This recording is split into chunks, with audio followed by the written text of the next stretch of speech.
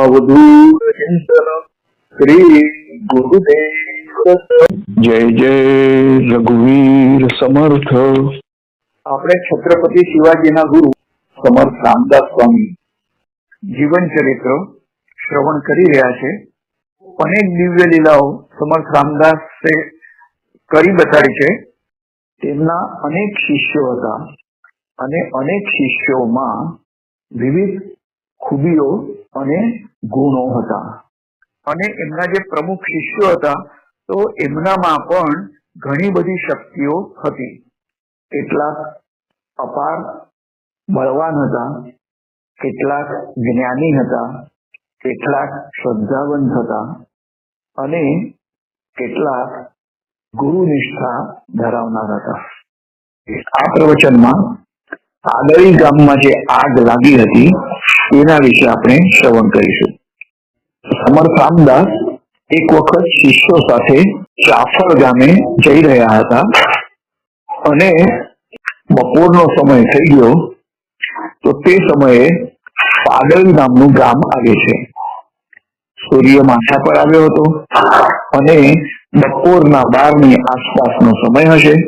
આ જ ગામમાં રામજીને નિવેદ ધરાવીએ તો સારું એમ સમર્થને લાગ્યું અને યોગ્ય સમયે ભગવાનને થાળ ધરાવવો જોઈએ તે માટે સમર્થ હંમેશા તત્પર રહેતા હતા. તો સમર્થ રામદાસે શિષ્યોને આજ્ઞા કરી કે મધ્યાહન સંધ્યા કરીને ગામમાંથી ભિક્ષા માંગી લાવો.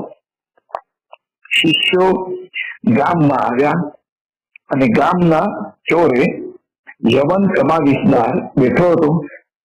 તેને હિન્દુ અને તેમાં વળી સાધુ ભિક્ષુકો પ્રત્યે પુષ્કળ તિરસ્કાર હતો.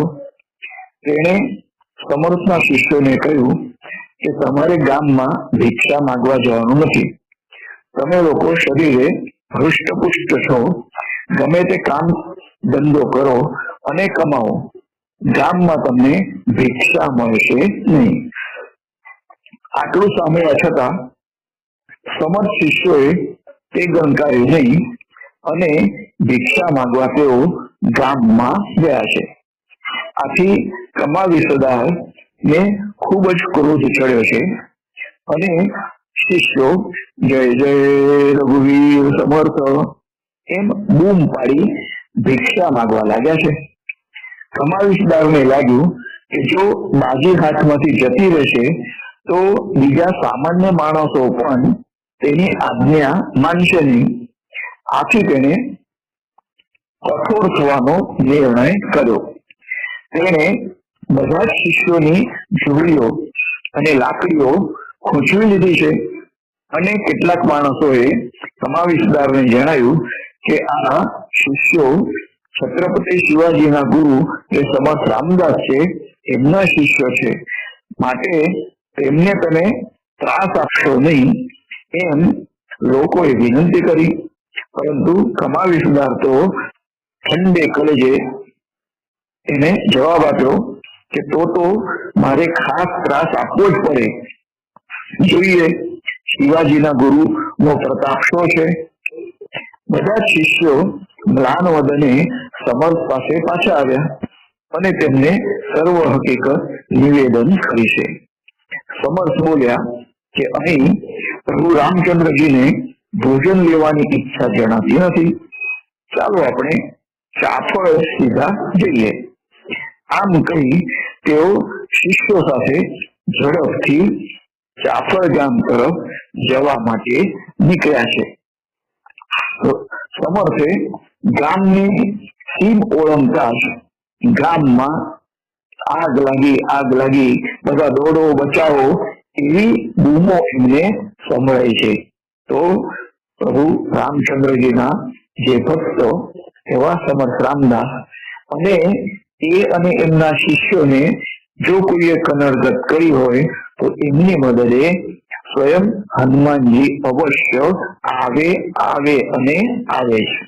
તો આખા ગામમાં ઠેક ઠેકાણે આગ લાગી હતી અને યવન કમાવિસદાર આજ્ઞા છોડવા લાગ્યો કે પાણી લાવો, આગ બુઝાવો, પરંતુ ગામના કુવાઓ સૂકા હતા અને બધા લોકો કમાવીસદાર પર ગુસ્સે ભરાયા.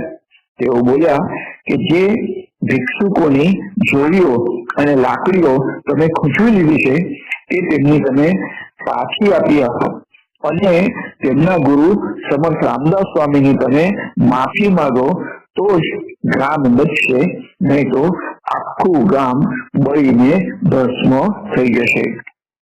તો ગામડામાં અને ખાસ કરીને ઘાસચારા માટે ઘાસ પણ બધું એકઠું કરેલું હોય તો આગ લાગે એટલે શું થાય એ તો એકદમ ખૂબ જ ભયપ્રદ પરિસ્થિતિ છે.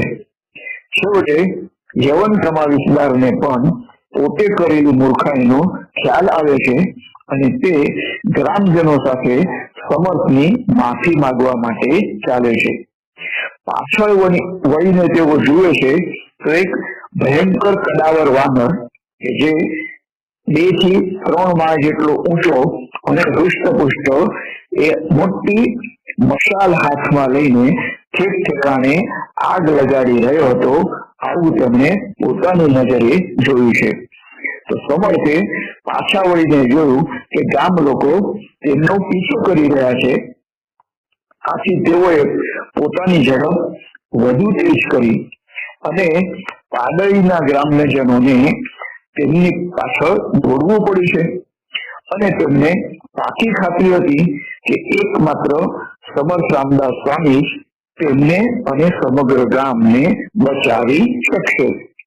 છેવટે સમર્થને લોકોની દયા આવી અને તેઓ ઉભા રહ્યા છે. તો પાડળી ગામમાં લોકો યવન કમાવીસદાર સહિત સમર્થના શરણે આવ્યા અને લોકો કહે છે કે મહારાજ અમને તમે બચાવો અને આ અગ્નિને તમે શાંત કરો. સમર્થ બોલ્યા, અમે ક્યાં વળી આગ લગાડી છે? આ તો કરો તેવું પામો. ઉલટું તમે લોકોએ જ અમારા શિષ્યોની જોડી અને લાકડીઓ પણ ઝૂંટવી લીધી છે. તો યવન કમાવીસદાર તો આર્તસ્વરે વિનંતી કરવા લાગ્યો. છેવટે સમર્થ રામદાસને દયા આવી અને તેઓ એટલું જ બોલ્યા કે જેને આગ લગાડી છે તે જ અગ્નિને શાંત પણ કરશે અને તેના માટે મારી તેમને વિનંતી છે. તો ઉપર પ્રમાણેના શબ્દો સમર્થના મુખેથી નીકળતા જ જે મહાકાય વાનર મશાલથી આગ લગાડતો હતો તે જ વિશાળકાય વાનર ખૂબ જ મોટા બેગડા વડે પાણી છાંટીને એ આગને ઓલવતો બધા લોકોએ જોયો છે. શિષ્યોની જોડીઓ અને લાકડીઓ પાછી મળી છે અને ગ્રામજનોએ સમર્થનો યોગ્ય સત્કાર પણ કર્યો છે અને પુષ્કળ ભિક્ષા પણ આપી છે. સમર્થે છેવટે કહ્યું કે ભવિષ્યમાં કદી પણ પાડળી ગામમાં આગ લાગશે નહીં. સમર્થના આ વરદાન અનુસાર હજુ પણ આ પાડળી ગામ છે એ ગામમાં અત્યાર સુધી ક્યારે પણ આગ લાગી નથી. તો જે ઈશ્વરના ભક્તો છે અને ઈશ્વરના પ્રભુ પરસ્ત જે સંત પુરુષો છે એમને જો કોઈ કદરગત કરે તો ઈશ્વરી શક્તિ એમને બચાવે છે અને એમને કદરગત કરનારા લોકોને એ યોગ્ય તે શિક્ષા કરે છે.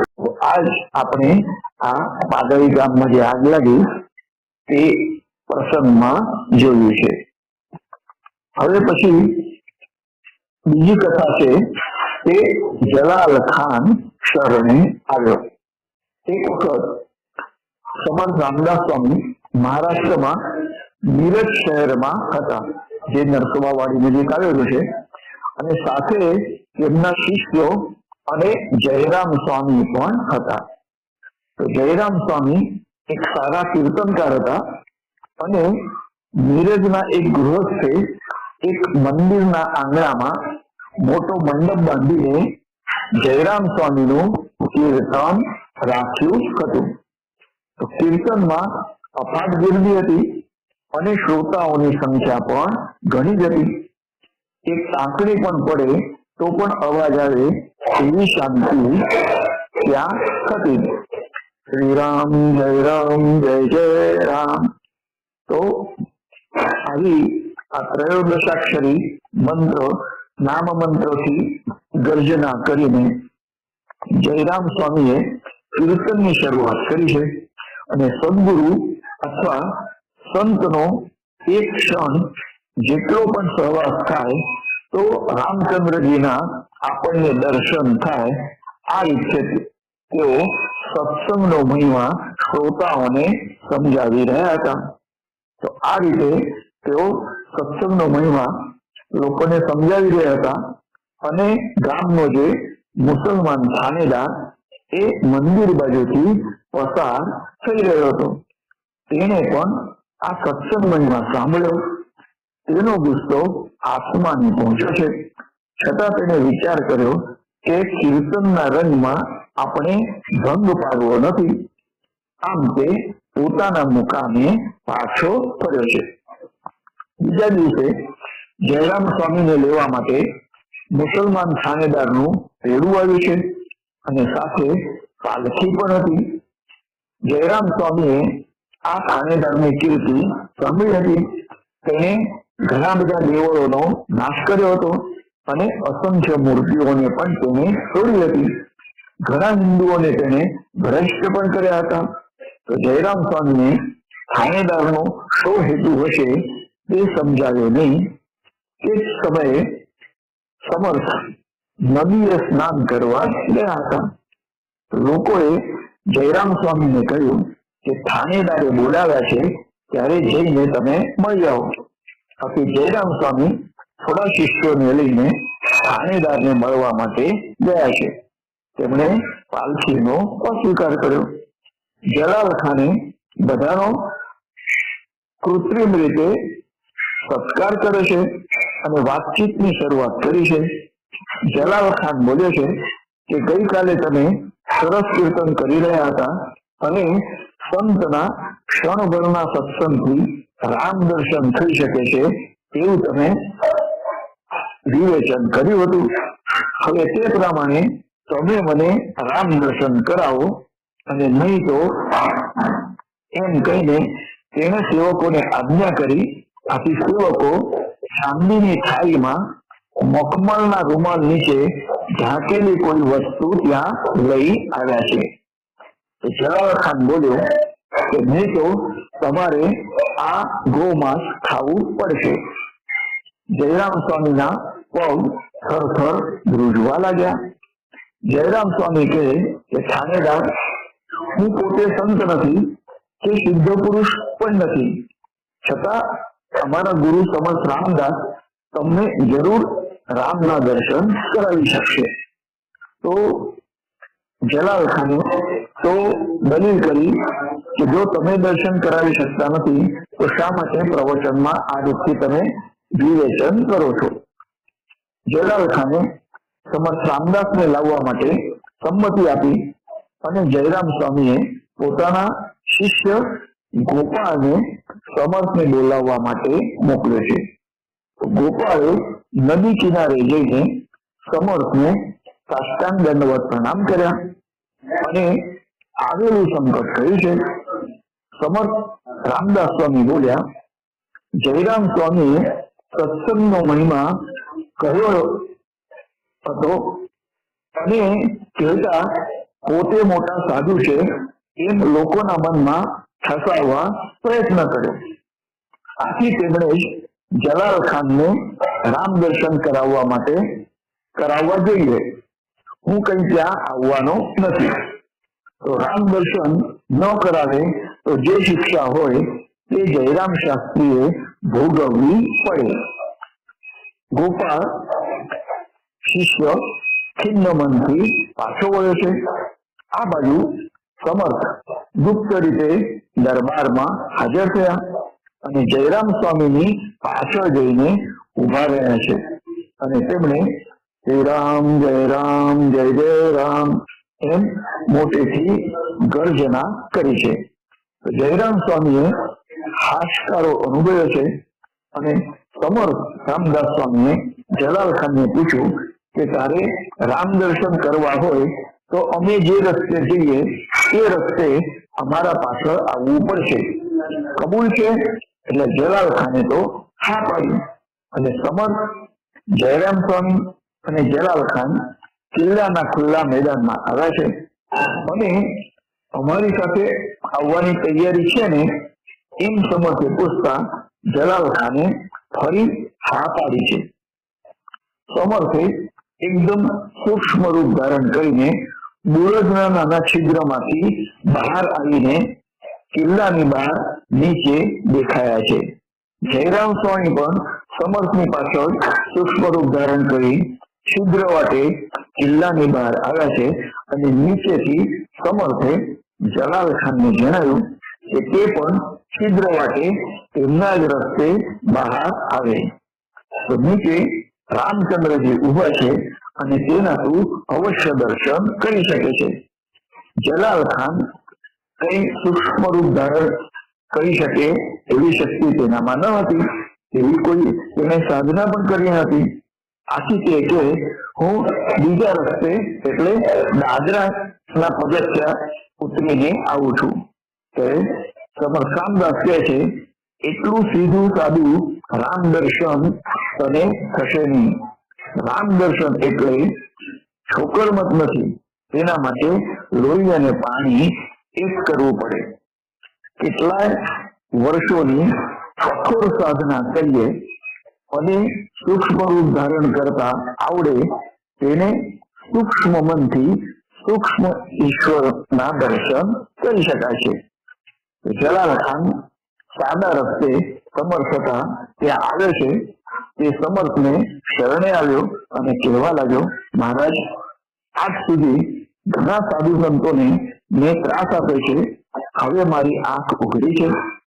આપ મારા અપરાધને ક્ષમા કરો. આપ મને તમારો શિષ્ય બનાવો. તે માટે હું મારો ધર્મ પણ છોડવા તૈયાર છું. તો સમર્થ રામદાસ સ્વામી બોલ્યા કે ઈશ્વરની સેવા કરવી હોય તો ધર્માંતર કરવાની બિલકુલ જરૂર નથી. રામની ભક્તિ કરવી હોય તો પોતાની ફરજ આપણે ન્યાયપૂર્ણ રીતે બજાવવી જોઈએ અને એ ફરજ બજાવતા મુખથી રામનું નામ આપણે લઈએ તો અવશ્ય રામ રાજી થાય. જલાલ ખાને સમર્થને એ નીરજ ગામમાં રહેવા માટે વિનંતી કરી. તો સમર્થ બોલ્યા તો અમે તો સ્વેચ્છા વિહારી છીએ, અમારી જ્યાં મરજી થાય ત્યાં અમે જઈએ છીએ અને ત્યાં મુકામ પણ કરીએ છીએ અને ઈચ્છા થાય તો અમે ત્યાંથી વિહાર પણ કરીએ છીએ. આમ છતાં તમને ઈચ્છા હોય તો નીરજમાં મારે મઠ સ્થાપના કરવી છે, તેને માટે તું જગ્યા આપ. તો જલાલ ખાને મસ્જિદ નજીકની જગ્યા સમર્થને મઠ સ્થાપના માટે આપી અને પોતાની પૂજાનું રામ પંચાયતન તે મઠમાં સમર્થ રામદાસે સ્થાપના કરી છે અને મઠાધિકારી તરીકે તેમના શિષ્યા જે હતા વેણાબાઈ, તો તે વેણાબાઈની ત્યાં નિમણૂક કરી છે. તો વેણાબાઈના સલાહકાર તરીકે સમર્થે જલાલ ખાનને કહી છે. તો આ રીતથી નીરજમાં પ્રતાપ હનુમાનની સ્થાપના સમર્થ રામદાસે કરી હતી. એ હજુ પણ ત્યાં છે અને નજીકમાં મસ્જિદ પણ છે. તો સમર્થ રામદાસ સ્વામીએ જે અનેક પ્રકારની લીલાઓ કરી હતી તે આપણે જોઈ ગયા છે. તો ધર્મ જાગૃતિ કરવી અને લોકોને પોતાના ધર્મ પ્રત્યે વાળવા એ તેમનું પ્રમુખ કર્તવ્ય હતું. જય જય રઘુવીર સમર્થ.